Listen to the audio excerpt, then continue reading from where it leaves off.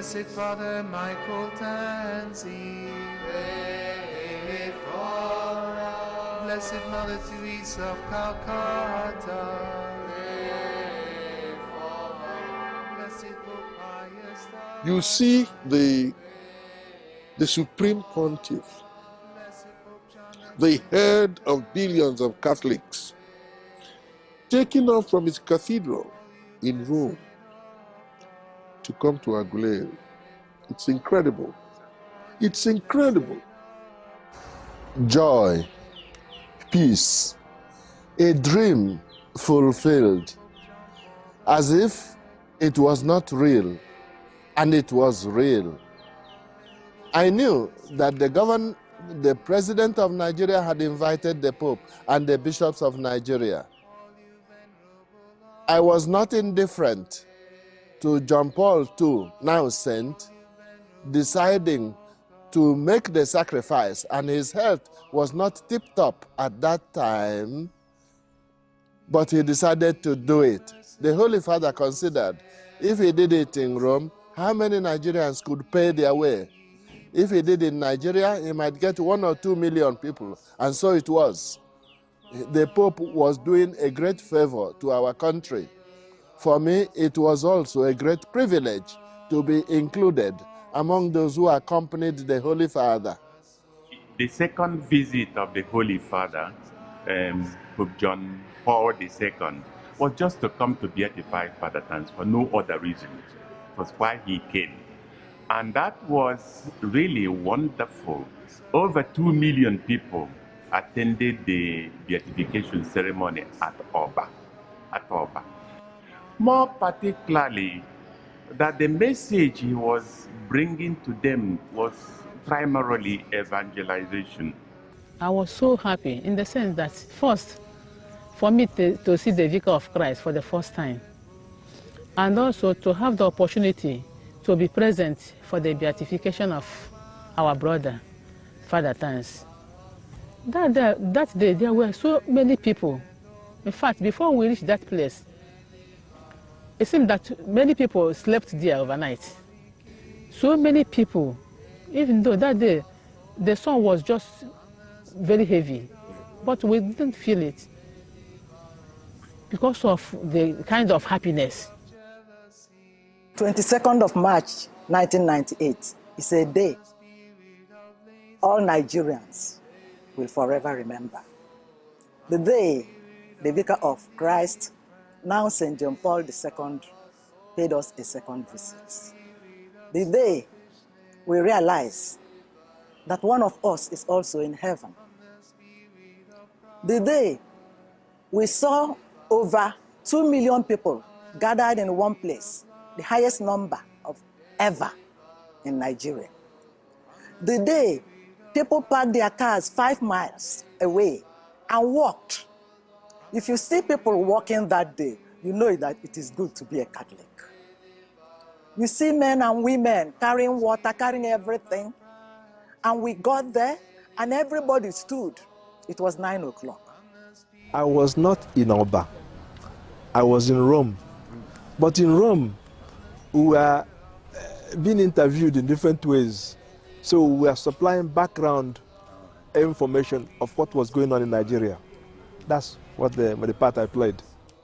I must say that it's a thing of joy that one of us, a black Nigerian, is now a blessed. And he lived this monastic life to the fullest. It's a thing of blessing, it's a thing of joy. An encouragement to all of us who are the monastics of today, that we can make the life is possible, we can persevere as monks, and we can live it to the fullest, to the glory of God. And that is what encourages me all the most, that one of us made it, and I know I can make it. It is better seen than described, because there was no space. Even myself and my people who were going could not get there a distance that will only take you about 30 minutes. We spent almost 4 hours trying to, because we left very early. And we were trapped by human traffic, not even a vehicle, because there's no vehicle moving. Eventually, we managed to get to the podium. And when we got there, I was privileged to be on the upper podium, close to the main altar. When he came, our band was the band to usher him into the altar. That was combining tradition with religion in the best of interest of humanity. The Pope allowed my kingly band to lead him round the altar before the mass started. It was a wonderful experience. At that time, the head of state of Nigeria was General Sani Abacha, and there was a lot of military people keeping watch. But we were allowed, myself and the Engr of Aguleri, we were allowed to, and the traditional Okanga music, we were allowed to drive through to Oba. And then at Oba, we escorted the Pope, the Holy See. We escorted him to the altar. It was the best experience I've ever had. I was not hungry on that day because there is a type of spiritual joy which suppresses natural feeling of hunger. Like a priest on the day of his ordination, he is not worrying very much about what to eat or drink. There is the spirit which overpowers the body. Also the significance in terms of history, that here was the Vicar of Christ on the soil of Nigeria, declaring blessed a Nigerian citizen. It was also something shown by the whole nation, on the government side and also on the church side, obviously. The joy among the people, the enthusiasm, difficult to control, all that was part of the event. Going back to Rome, I felt almost like Simeon the prophet. Lord, you can now call me. I think that with my master in the headquarters, so declared, and God gave me the grace to live to see it, what else am I asking of the Lord? And this great help to our country, to Christians, that everyone is called to be holy, and it is possible. It is very eloquent. The impact, only God will finally understand it. One thing I always remember, that people around me were saying, so a black man can be a holy man. It just goes to show that there was something special about Tansi to have attracted the Pope to Nigeria twice. And it's the fruit that we're reaping now. Because I know that before too long, I think he'll be canonized.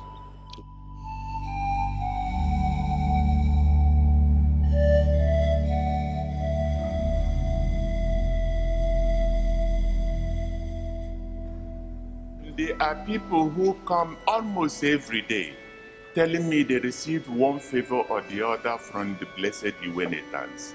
But among them, the most prominent was the miracle which we used for his beatification, which was a girl that had a tumor in the stomach, which could not be removed at the operation. And the doctor, instead of allowing the girl to die at the operation theater table, closed her up and sent her away to die. One sister, religious sister, who was living with this girl, brought her to Father Tansi. And suddenly, the day he was reburied in this basilica where we are now, this girl down there at the Archbishop's house touched the remains of Father Tansi and was instantaneously healed. That is the most prominent. The lady that received the miracle, I met her in person because they came to Rome to see the Pope. So I had time to eat with her and then to converse with her to see somebody who was about 2 weeks to die, now in this good form. So for me, many things about that made me not to just being proud, but giving thanks to God for what He's doing in our lives for what he has done, using my own brother. I call because you use the word brother, my own brother, my fellow Nigerian. So there's place for us in heaven too. We have chance too. So that's my joy.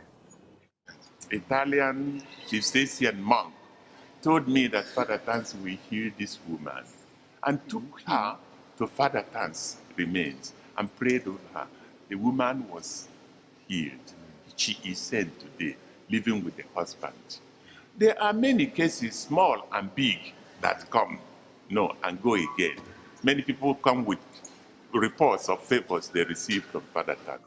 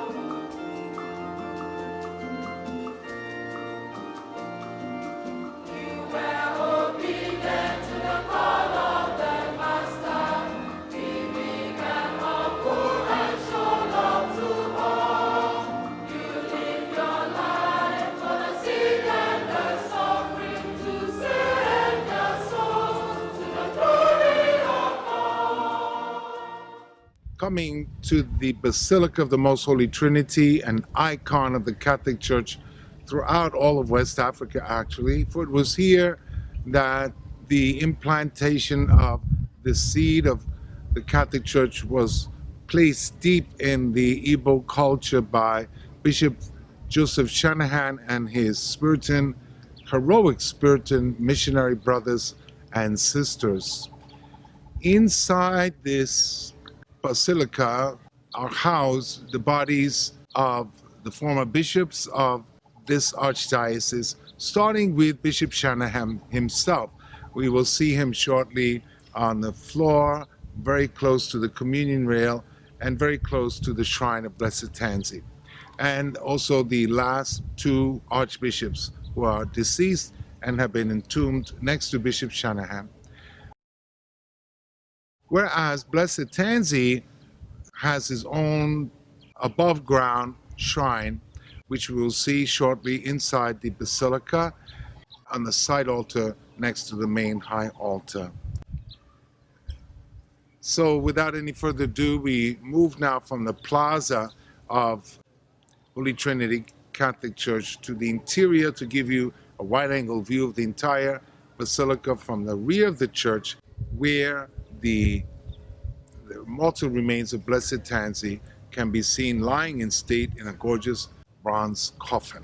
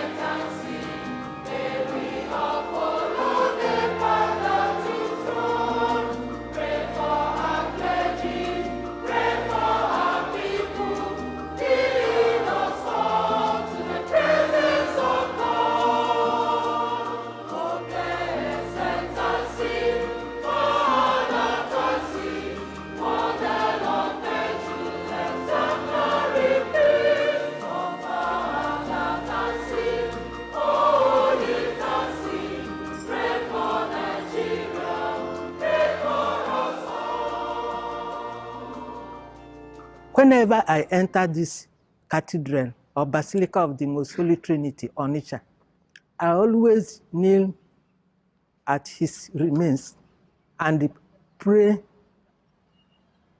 asking for some favors to help me to live be a happy religious. In case I want to be perfect as my Heavenly Father is perfect. So I say he's answering that my prayer, because wherever I have been, both in my community and other people's community, I get well with people. When I pray to Blessed Tansi, my prayer is backed with a conviction that he's already with God. And as an intercessor, he can carry my petition to God. And there are things Blessed Tansi has been doing that ordinarily you wouldn't have considered possible. For example, we have the Tansi key holder. When the Reverend Father blessed that key holder, it converts to a sacramental. It commands spiritual potency. It becomes an article for devotion. It's been working wonders for us. How? If you're traveling and you're carrying that key holder, one, it prevents accidents. Two, if the accidents become inevitable, you must survive to tell the story. It's been happening regularly.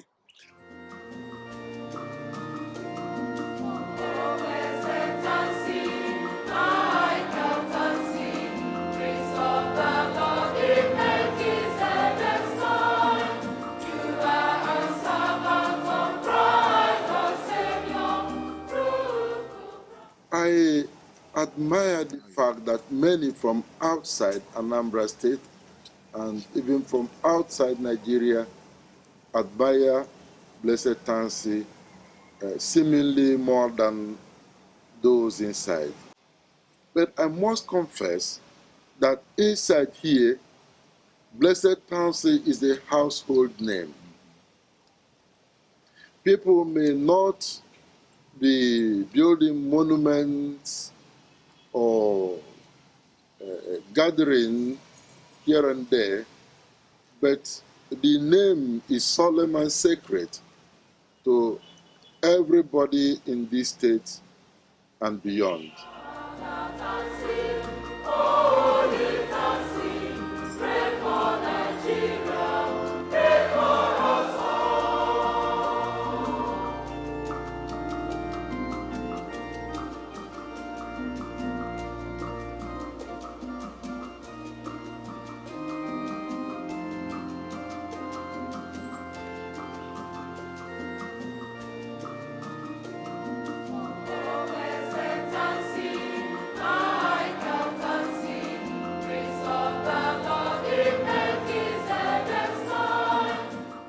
Anything happens in Aguleri, we say special prayers, believing that Tansi will clear the problem for us. So it's been spiritual. If you want to get anything done in Aguleri, Father, just mention Father Tansi's name.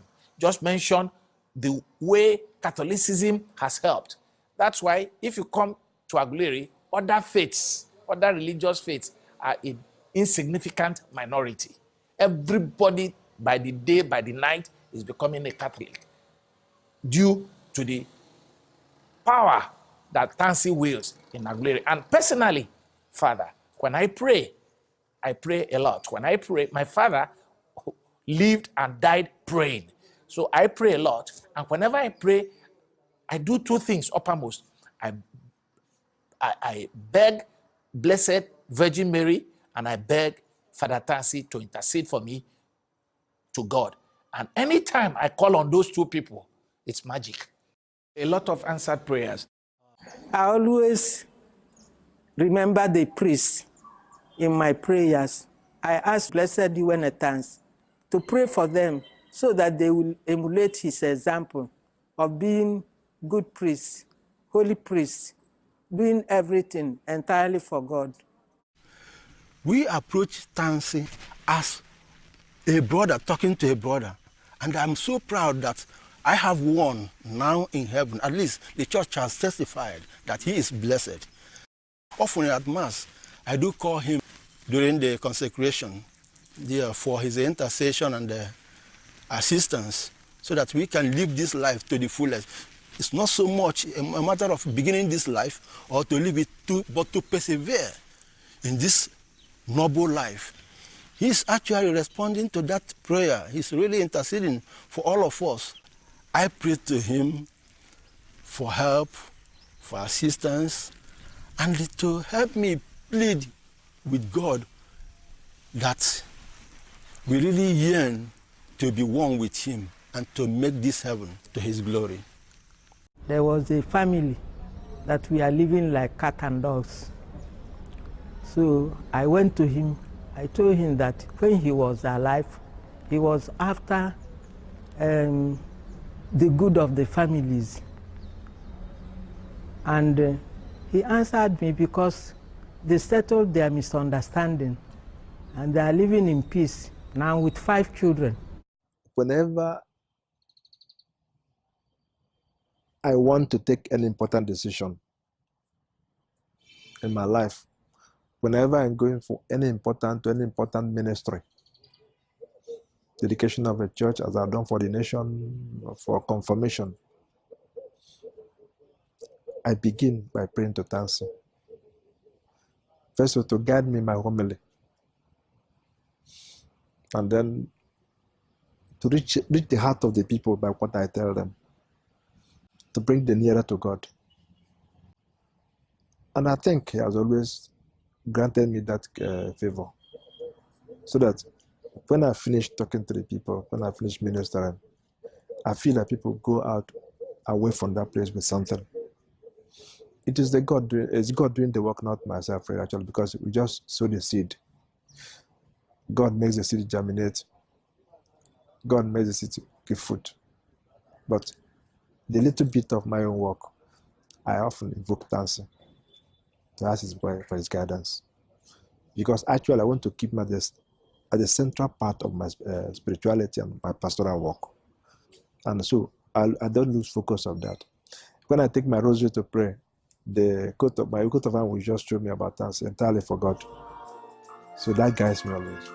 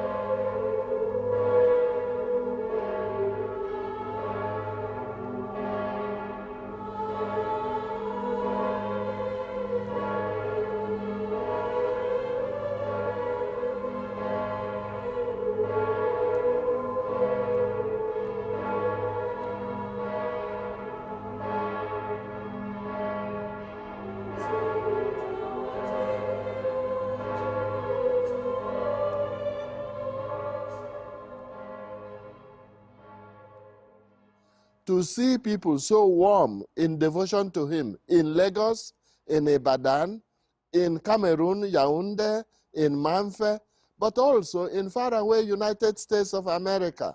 I was invited 1 or 2 years after that to Los Angeles when Cardinal Mahoney was still Archbishop. They were inaugurating a wall painting of him in one of the parishes there. Granted, most of the people there were Nigerians, but they also had local people. And it is very, very encouraging. In England too, there are groups who are devoted to this great man of God. All that helps us in our faith, that our faith is not a question of one village or the other. And holiness is attractive in itself. When Christ came into this world, he could not have come to every culture physically, but symbolically, he came to every creature, every people, every language, because he identified himself with humans in our nature. So he came for all of us. So following Christ encourages us. We are not in a village association. We are in a worldwide family, the new family of God, which is universal, which is Catholic, which is for all nations, cultures, languages, peoples, and times. What could be more encouraging than that?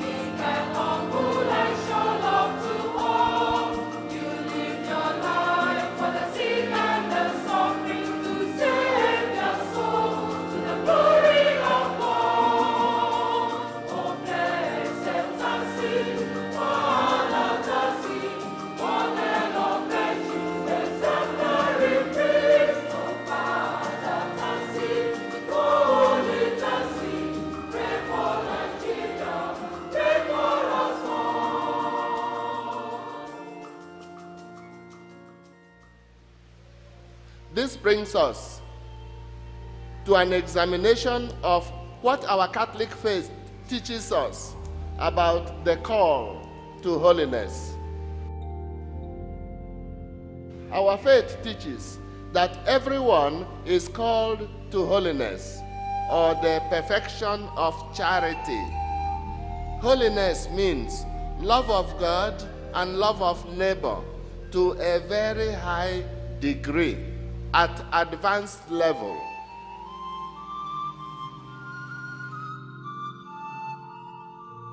The Second Vatican Council says that there is a universal call to holiness. That means everyone, without exception, is called to a very high degree of love of God and love of neighbor. That means to a very high degree of holiness. It is a mistake, it is an error to think that holiness is for priests and sisters and reverend brothers and monks. But as for us in the family, we just manage. If we manage and get into heaven, squeeze in, then we are all right. Mistake. This is not correct theology at all. It is an error. It is not true. Everyone is called to holiness. Holiness does not depend on your state of life. That means, if you ask now, who is the holiest person in this church now? If you say, it is according to high position, so it will be cardinal, mistake. error. If you say it is Reverend Father, we don't know. Reverend Sister, we don't know. The holiest person in this church may be a woman who has no seat even inside, who is outside now.